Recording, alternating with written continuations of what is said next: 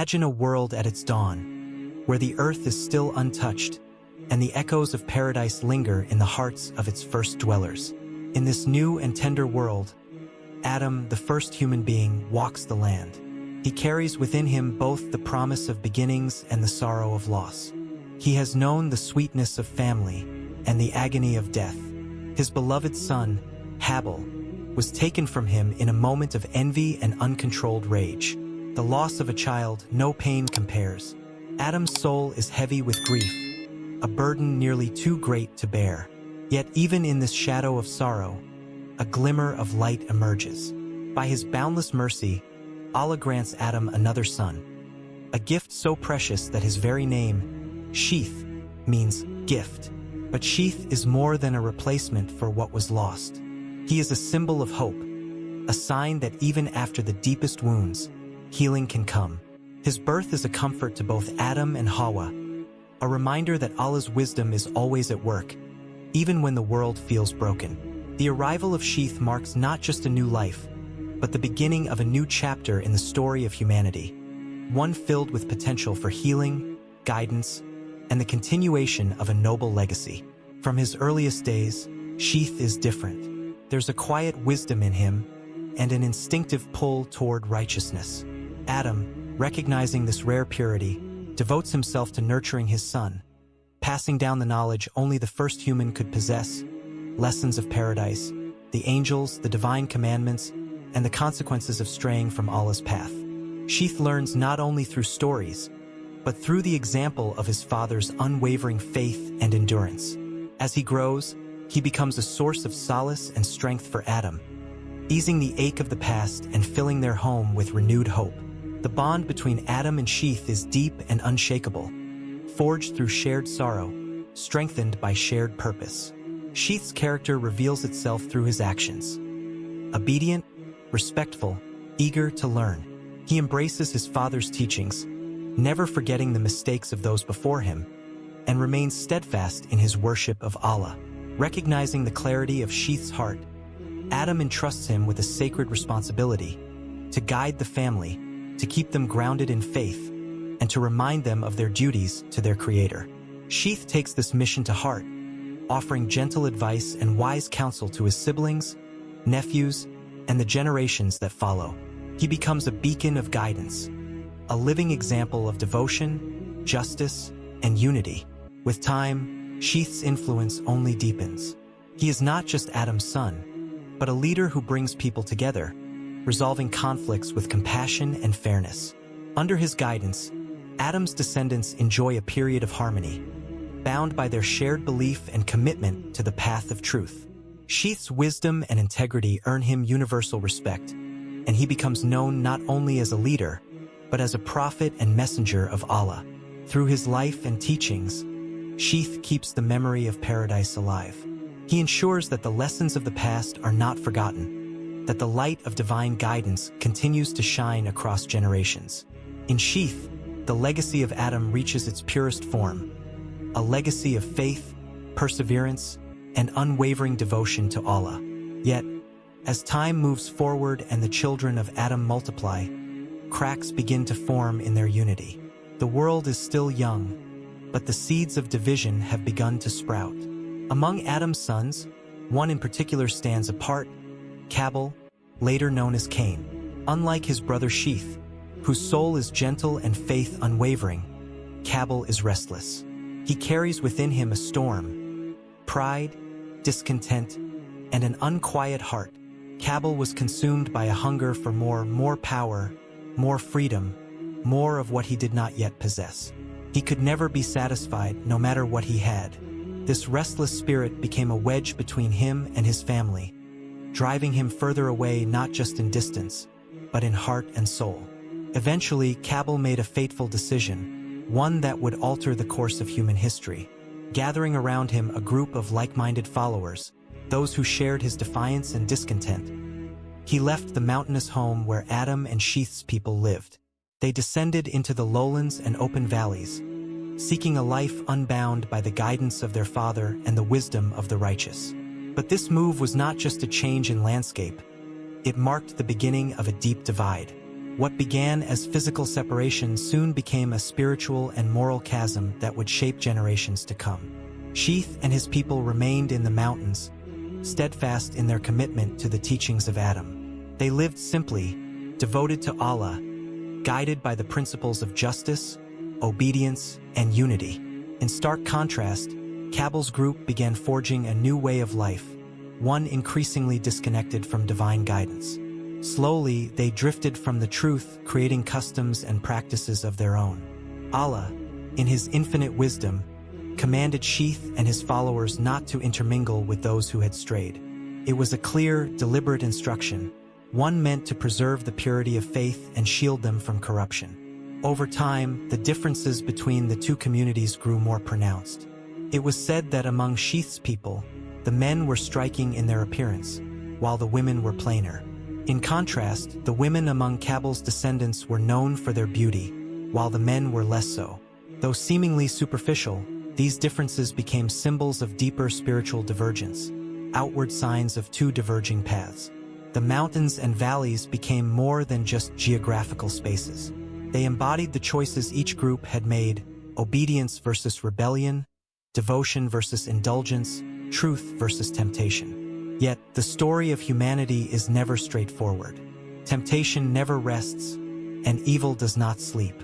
Shaitan, the eternal deceiver, watched these developments with keen interest. He knew the human heart well, its desires, its longing, its weaknesses. Seeing the growing distance between the mountain and valley dwellers, Shaitan found his opportunity. Disguised as a young apprentice, he approached a blacksmith living among Habil's people. Offering his service, he learned the craft of metalwork, but his true intentions were far more sinister. With patience and subtlety, he began to create strange new objects. The first was a flute, its delicate tones capable of stirring deep emotions. Then came a drum, its rhythmic beat resonating through the valley. Next, a bugle, bold, haunting, and powerful. These were not just tools or curiosities.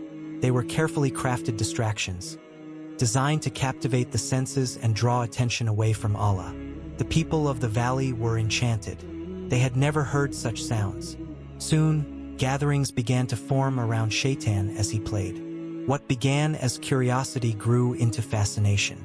Fascination gave way to obsession. Music became the center of their social lives, stirring emotions, awakening desires, and leading hearts astray. Joy turned to indulgence, and gatherings turned into celebrations of sensation rather than reflection. Slowly, the teachings of the past faded. The moral compass that had once guided them began to lose its hold. Shaitan's plan was unfolding flawlessly. Through pleasure, he led the people step by step away from righteousness, replacing purpose with entertainment and faith with feeling. The melodies drifting up from the valley did not go unnoticed. In the mountains, Sheath's people heard the distant rhythms and were curious. At first, a few ventured down just to see, just to observe. But the lure was powerful, and soon they too were drawn in. The energy of the valley gatherings became electric, intoxicating. The boundaries that had once kept the two groups separate began to fade. Each new encounter blurred the lines a little more. With every visit from the mountain dwellers, the influence of Shaitan's innovations, the music, the dancing, the festive atmosphere, spread further and deeper. What began as innocent curiosity turned swiftly into something more dangerous. The rhythm of the drums, the melodies of the flutes, the laughter, the mingling. These were the first cracks in the foundation of obedience and discipline that Adam and Sheath had worked so diligently to establish. The world was changing, and with it, the hearts of its people. A tide of temptation and forgetfulness had begun to rise. What had once been modest gatherings now took on a life of their own.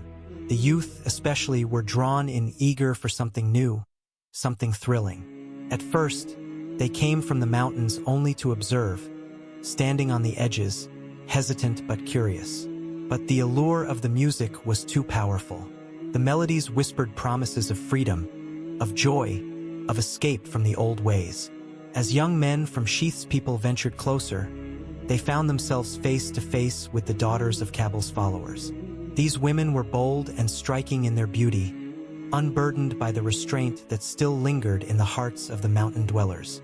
The women, too, were intrigued, fascinated by the foreign presence of these upright and disciplined young men. What began as shy glances soon turned to flirtation. Conversations followed. Laughter, touches, and growing affection developed within a space that had never allowed such mingling before. The music became a rhythm not just for dancing, but for awakening emotions and desires that had long been dormant. The valley became alive with color and sound. People began to dress elaborately, adorning themselves, seeking attention and admiration. The gatherings evolved into grand celebrations, full of song and movement. What once kept the two peoples apart was now crumbling, replaced by a culture of openness, sensuality, and indulgence. To many, it felt like liberation, a shedding of old constraints, a taste of newfound freedom. But beneath that surface, a far deeper transformation was taking place. The values of the first generation, modesty, restraint, devotion to Allah, were being replaced by a new priority: pleasure, excitement, and self-expression. As the gatherings grew in both size and frequency, the community once centered on worship and righteousness began to unravel. The very core of their social life shifted. Music and dancing took the central role, and with them came powerful temptations. The natural attraction between men and women, once guarded and disciplined, was now given room to flourish unchecked. Glances turned to words, words to laughter, laughter to touch, and soon the physical boundaries that had once been sacred were broken. The valley, once a place of simple living, had become a stage for unchecked desire. The people, caught up in the euphoria of the moment, hardly realized how far they had drifted from the teachings of Adam and Sheath. What began as gatherings became feasts. What began as celebration became indulgence. The music, once a curiosity, became a craving, a constant presence that provided escape from thought, from responsibility, from remembrance of Allah. In this environment, the first collective sin took root. The lines of modesty and moral restraint, weakened by distraction and excitement, finally gave way. What had once been unthinkable, intimate relationships outside of marriage, became commonplace. Adultery and fornication, once forbidden and feared, were now committed openly, almost proudly, as part of the new culture of the valley. And so, the first instance of public sin, zina, entered the human story, not in darkness, but under the glow of song and celebration. What had begun as simple gatherings for music and entertainment had now become a breeding ground for temptation and sin. The people, caught up in the thrill of the moment, failed to see the deeper consequences of their actions. The laughter, the rhythm, the sense of belonging, it all drowned out the quiet voice of conscience. Shame and guilt, once powerful deterrents, were silenced by the overwhelming energy of the crowd. Shaitan's plan had unfolded perfectly. By introducing music and celebration, he had created a space where sin no longer felt like rebellion, it felt like participation. Transgression was no longer a solitary act but a shared experience, a cultural norm. This marked a pivotal turning point in human history. No longer were sins committed in secret or out of momentary weakness. Now, entire communities indulged together, encouraging one another and normalizing what had once been clearly forbidden. The valley, once full of potential, became a place where the divine commandments faded into the background, replaced by the pursuit of pleasure and personal freedom. Even those from the mountains, who had once stood firm in their faith, were not immune. The pull of the music, the promise of excitement, the allure of a new lifestyle proved too strong. Slowly, the values instilled by Adam and upheld by Sheath began to erode. Right and wrong blurred. The teachings of their forefathers were dismissed as outdated. The warnings were ignored. The people began to convince themselves that what they were doing wasn't wrong, that the old ways were restrictive, unnecessary.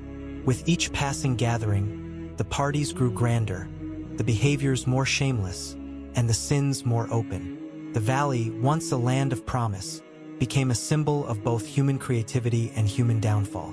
The very music that had once brought people together now served as a haunting reminder of how far they had fallen. And yet, not all had forgotten. Among them stood Sheath, unwavering and wise. He continued to speak the truth, even as his voice was often drowned out by flutes and laughter. He warned his people of the consequences of their disobedience. He reminded them of their duty to worship Allah alone, to live lives of modesty, humility, and purpose. But the struggle was immense.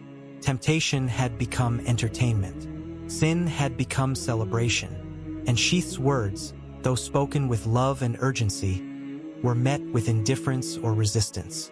The fight between guidance and temptation became the central challenge of the age, a test not just of action, but of the heart. This story, the story of the valley, became an eternal lesson, a warning to all generations of how easily the heart can drift, and how important it is to hold tightly to the truth, especially when the world around you forgets it. Through all the shifting tides, Sheath remained a beacon of light. He did not waver, even as the world around him lost its way. With patience and unwavering faith, he called his people back to their origins, back to the covenant with Allah, back to the righteous path. His words carried both compassion and gravity, for he knew the stakes. He saw how swiftly a people could lose their way when the foundations of faith were ignored. Even as the gatherings below grew louder, as music echoed from valley to peak, Sheath stood firm. A steady presence, a living reminder that another way existed, a path rooted in obedience, in humility, in the remembrance of the one who created them. Sheath's leadership was not built on words alone. He led by example, living with integrity, resolving disputes with wisdom, treating others with kindness and fairness. Justice flowed from him like a spring in dry land. In his life, he preserved the legacy of Adam, a legacy of devotion, truth, and resilience in the face of trial. Sheath became a source of comfort for the weary, a guide for the lost, and a protector of the vulnerable. His home was more than a dwelling. It was a sanctuary, a place where wisdom flowed freely and hearts found peace. Young and old came to him for advice, for encouragement, for reassurance. The respect he commanded was not born of fear or authority, but of deep love and admiration. People saw in him a living embodiment of the values that Adam had cherished: faith, humility, justice, and truth. For many, simply being in Sheath's presence gave them the strength to resist temptation and to return to the path of righteousness. And though the world around them continued to change, there remained a faithful core, those who clung to Sheath's teachings, determined to preserve the legacy entrusted to them. As Sheath grew older, his thoughts turned to the future. He knew his time on earth was drawing to a close, and he understood that the trials of his people would not end with his passing. With wisdom and care, he prepared the next generation, his children and grandchildren, for the responsibilities they would inherit. Among his many sons, one stood apart: Enos. In Enos, Sheath saw what Adam had once seen in him: a heart anchored in faith, a deep sense of responsibility, and an unwavering commitment to justice. Before his death, Sheath gathered his family and passed the mantle of leadership to Enos, entrusting him with the sacred mission of guiding the community and upholding the teachings of their forefathers. It was a solemn and hopeful moment, the torch of prophecy and leadership passing to a new generation. Enos accepted this duty with humility and determination. He recognized the immense trust that had been placed in him, and he committed himself fully to preserving the divine legacy. Under his guidance, the community regained strength and clarity. Enos led with wisdom and compassion, always striving to unite his people, resolve disputes fairly, and keep alive the spiritual heritage that had been entrusted to them. But the story did not end with Enos. The mission was passed from father to son, from generation to generation, with each new leader chosen not for power or position, but for integrity, faith, and devotion. Kenan, Mahalalel, and others followed in this noble line, each contributing to the growth, preservation, and spiritual resilience of their people. From this sacred lineage, something remarkable unfolded. The descendants of Sheath became known not only for their piety but as the carriers of prophecy. It was through this family that most of the prophets would emerge, guiding lights in times of darkness, links in a divine chain that stretched all the way back to Adam. Each prophet continued the mission, calling their people back to the worship of Allah, reminding them of their purpose, and offering hope when the world seemed lost. The story of Sheath and his descendants became a testament to faith, leadership, and divine trust. Even as cultures changed, temptations grew, and values were challenged, the line of Sheath remained true to its purpose. Through them, Allah ensured that guidance was never lost, that no matter how far humanity wandered, there would always be voices to call them home. The journey of Sheath, Enos, and those who followed is a story of resilience and renewal, a reminder that even in the midst of chaos and corruption, there is always a path back to truth. The legacy of Adam lived on through them, a legacy of devotion, strength, and unwavering commitment to righteousness. Their lives taught the world that faith is not only belief, it is action, leadership, and sacrifice. And so the story continues, echoing through time, inspiring hearts to seek the light, to hold firm to their values, and to honor the trust placed in humanity from the very beginning.